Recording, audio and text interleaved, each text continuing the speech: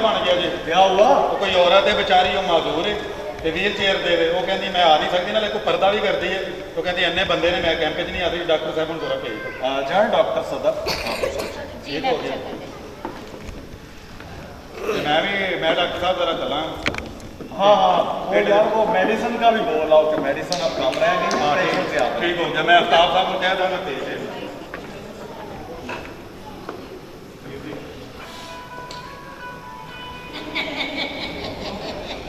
अबे ओ डॉक्टर, अरे ले आया हूँ मैं गाँव के चौधरी को।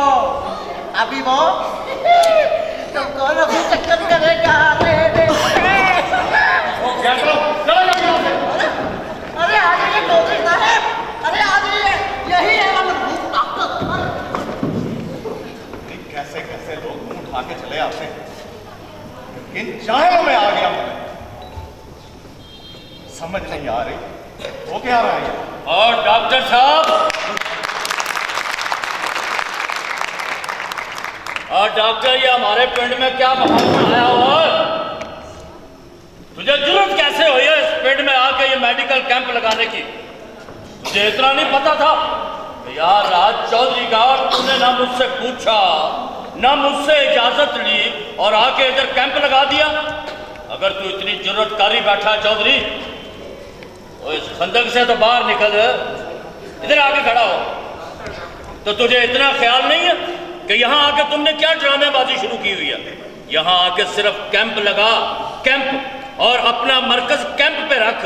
मुझे तेरी ये शिकायत मिली है डॉक्टर कि तू मेरे पिंड की तीयों बहनों को तालीम की तरबियत दे रहा है। तू डॉक्टर बनाया, यहाँ इलाज कर, जितने दिन ये कैंप लगाया।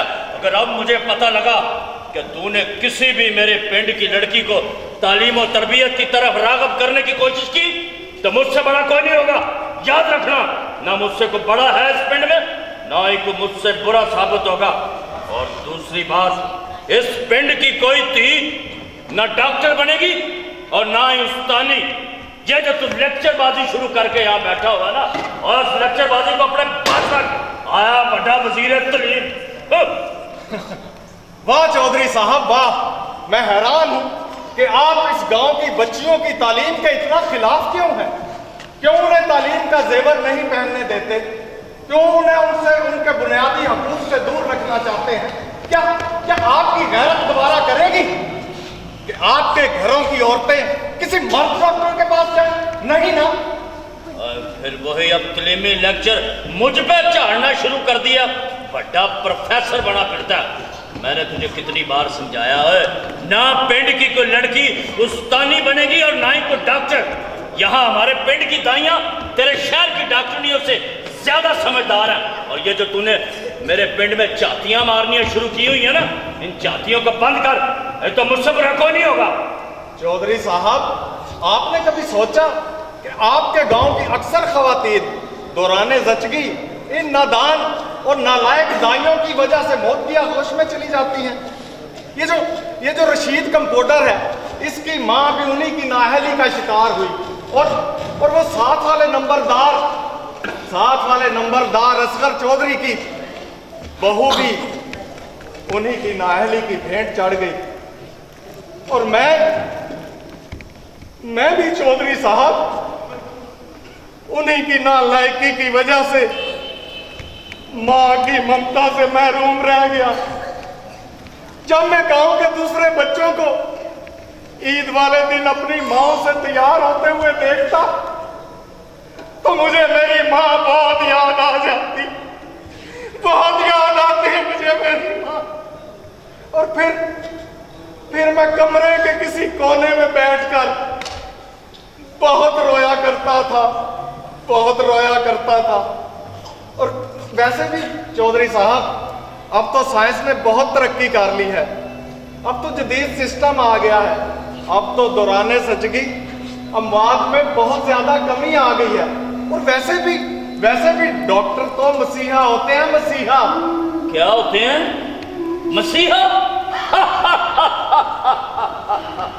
अरे डॉक्टर मसीहा होते हैं। और डॉक्टर, ये मसीहा कह के डॉक्टरों को तूने आज के दौर का सबसे बड़ा माहौल उड़ाया है। अरे मसीहा!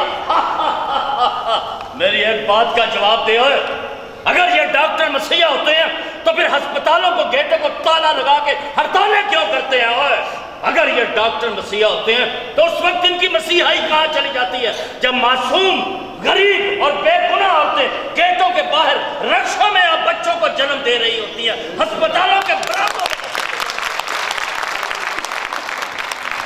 आया बड़ा डॉक्टरों की वकीली करने वाला, मैं पूछता हूं उस वक्त ये डॉक्टर मसीहा कहाँ होते हैं, जब गरीब मरीज के पास या गरीब बेवा के पास दवाई लेने के लिए पैसे नहीं होते और इनको बड़ी बड़ी प्रिस्क्रिप्शन लेकर मेडिकल दुकानों में भेज देते हैं जब पैसे नहीं होते, और फिर उन लेबॉर्टरियों में टेस्टों के लिए भेज देते हैं जो उनकी बसात नहीं होती। ये सिर्फ इसलिए करते हैं कि रात को उनको उन सब जगहों से कमीशन मिलती है। और मेरे एक सवाल का जवाब दे दे डॉक्टर, कि जब ये सरकारी अस्पतालों में मरीजों को देखते हैं तो डॉक्टरों के बूथे इतने इतने सुचे क्यों होते हैं? और जब यही प्राइवेट अस्पतालों में जाके उन मरीजों को देखते हैं तो हंस हंस के मीठे अमृत की तरह बात क्यों करते हैं? सिर्फ इसलिए कि वहां इन्हें 2000-3000 प्राइवेट फीस मिलती है। बस ये औकात है तेरा डॉक्टर की। मसीहा मसीहा मसीहा। एक सवाल मैं भी आपसे पूछना चाहता हूं चौधरी साहब, जब इलेक्शन होता है तो आपकी जबान अपने वोटर के साथ इतनी मीठी, और जब आप इलेक्शन जीत जाते हैं तो इतनी कड़वी क्यों हो जाती है? आप इलेक्शन जीत कर खुशहाल से खुशहाल होते जा रहे हैं और आपका वोटर बदहाल से बदहाल होता जा रहा है। जब आप अपोजिशन में होते हैं तो आपको गरीब याद आ जाता है, और जब इलेक्शन जीत जाते हैं तो भूल जाते हैं कि ये हमारा वोटर है, ये हमारा सपोर्टर है, भूल जाते हैं ये सब उस वक्त आप। वाह डॉक्टर चौधरी साहब, वाह, डॉक्टरों पे तो आपने बहुत ज्यादा तनकीद कर ली। कभी आपने अपने भी गिरे बान में झांक कर देखा? जब देखो कभी आटे का बहरान पैदा कर दिया जाता है, कभी चीनी का बहरान पैदा कर दिया जाता है। कहां जाएंगे गरीब लोग? और जब 3 दफा आप इलेक्शन जीते, क्या आपने यहाँ कोई गरीबों के लिए फिल्ट्रेशन प्लांट लगाया? नहीं ना। क्या किया आपने? कोई डिस्पेंसरी या हॉस्पिटल बनाया? नहीं ना। 3 दफा इलेक्शन जीतने के बाद आप तो, आपके गले में भी खराश होती है तो इस मुल्क से बाहर चले जाते हैं इलाज के लिए। और वैसे भी इस फरसूदा निजाम को बदलने के लिए कुछ तो वक्त चाहिए ना, कुछ तो वक्त चाहिए ना इस मुल्क को बेहतर करने के लिए। इंशाअल्लाह अब बदलेगा पाकिस्तान। और वैसे भी आप मुझे जानते नहीं, तू बंदे का पुत्र नहीं बनता। मुझे बड़े चंगे तरीके से लग रहा है ये जो रटी रटाई स्टोरियां मेरे सामने बयान कर रहा है, तू वाकई ना बंदे का पुत्र बनेगा। तू मुझे कह रहा है चीनी का बुरहान पैदा कर दिया, आटा गायब कर दिया, मैं चौधरी यहाँ तो कोई करियाना मर्चेंट। बढ़िया मेरी बात सुन, तू बशीर आदमी, ये जो तू बातें कर रहा है, तू कह रहा है मुझे भी जानता हूं, तू चौधरी को कह रहा है कि मैं नहीं तुझे जानता, तू मुझे नहीं जानता। एक तो चौधरी साहब आप हर बात का मतलब अपनी मर्जी से निकाल लेते हैं। आपसे ऊंची जुबान में मैं भी बात कर सकता हूं, लेकिन मेरी तालीम और मेरी तरबियत इसकी इजाजत नहीं देती। चौधरी साहब मेरे कहने का तो ये मकसद था कि मैं इसी गांव के मास्टर खुशी मोहम्मद का बेटा हूं। मास्टर खुशी मोहम्मद? डॉक्टर तू मास्टर खुशी मोहम्मद का पुत्र है? जी चौधरी साहब। जुनेद, वो जिससे हम बचपन में जेदा जेदा कहा करते थे? और मैं वही हूँ जेदा, और आप भी वो जिसे हम डाडा चौधरी कहा करते थे वही है ना? और यार वो चौधरी खुशी मोहम्मद तो मेरे बड़े फेवरेट उस्ताद हुआ करते थे। सौ रब की मैं उन्हें अपने बाप का दर्जा दिया करता था। डॉक्टर बाकी सारी लड़ाइयाँ बाद में कर लेंगे, तो यार मुझे चल के उनसे मिला यार, बहुत दिल कर रहा है उनसे मिलने को। लेकिन अब आपको उनसे मिलने के लिए कब्रिस्तान जाना पड़ेगा। कब्रिस्तान जाना पड़ेगा? मैं कुछ समझा नहीं। मेरा मतलब है कि वो अब इस दुनिया में नहीं रहे। ओह, इन्ना लिल्लाहि व इन्ना इलैहि राजिऊन।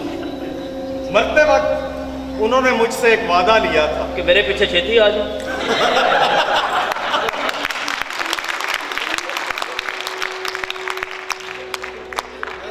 आप भी चौधरी बने, अन्नू भांड ना बने। वो मरते वक्त उन्होंने मुझसे एक वादा लिया था कि जब पढ़ लिख कर तुम डॉक्टर बन जाओगे तो इस कौम की खिदमत करना, इस गांव के लोगों का ख्याल रखना। मैंने भी उसी दिन ये फैसला कर लिया था कि मैं यहाँ के लोगों को मायूसी के अंधेरों से निकालकर उम्मीद की किरण दिखाऊंगा, यहाँ की जहालत को रोशनी में बदलूंगा, ताकि फिर कोई ज़ैनब किसी की दरिंदगी का शिकार ना हो। और जब मैंने अपने मकसद को पा लिया तो मैं समझूंगा कि मैंने एक इंसान होने का हक अदा कर दिया। बहुत अच्छे डॉक्टर, बहुत अच्छे।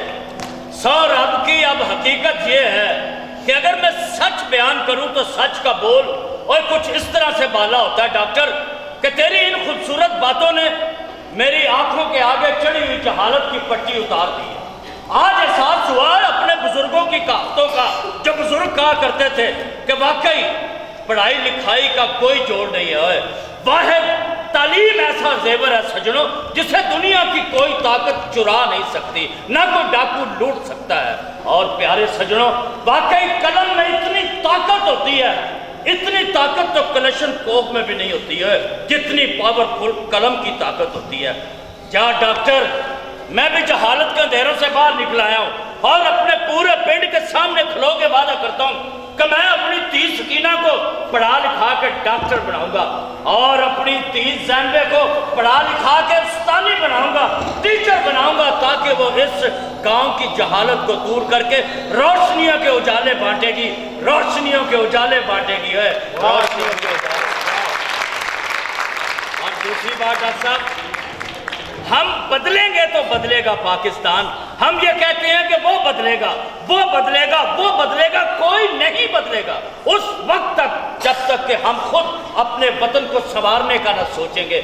मैं सल्यूट करता हूं HWO को, जिन्होंने इस वतन में, इस पंजाब में और इस सरगोदा शहर में खूबसूरत कावश शुरू की। आज ये जो कैंप मेडिकल तुमने लगाया है डॉक्टर, ये भी तो HWO की कावशों का नतीजा है। और सबसे बड़ी बात, जहां HWO का ये कहना है कि गवर्नमेंट फिल्ट्रेशन प्लांट नहीं पहुंचाएगी, ये HWO अपने खर्चे पे उस गांव में, उस गली में, उस घर घर में साफ पानी मुहैया करेगी। ये इसलिए डॉक्टर कि ये जो बीमारियां, हेपेटाइटिस C, हेपेटाइटिस B और बेशुमार बीमारियां, और डॉक्टर जो गंदा पानी पीने से, वाकई अगर मुझे ताकत है अल्लाह ताला ने अता की, मैं तो बाहर से भी मंगवा के मिनरल वाटर पी लेता हूं। लेकिन ये गांव की गरीब आवाम जो गंदी नाली का पानी भी किसी वक्त पीने पर मजबूर हो जाती हैं, कुओं से पानी निकालती हैं, नहरों के पानी ले जाके घड़ों में उतार के पानी पीती हैं, ये HWO ह्यूमन वेलफेयर ऑर्गेनाइजेशन ने इतना बड़ा काम किया है डॉक्टर कि मैं सल्यूट करता हूं तारिक साहब को, मैं सल्यूट करता हूं अपनी बहन साइमा को और मेरे बहुत प्यारे दोस्त जिन्होंने एक इंतहा खूबसूरत तरीके से। पब्लिक तब तालियां बजाएगी डॉक्टर जब तू तालियां बजाएगा। अब बदलेंगे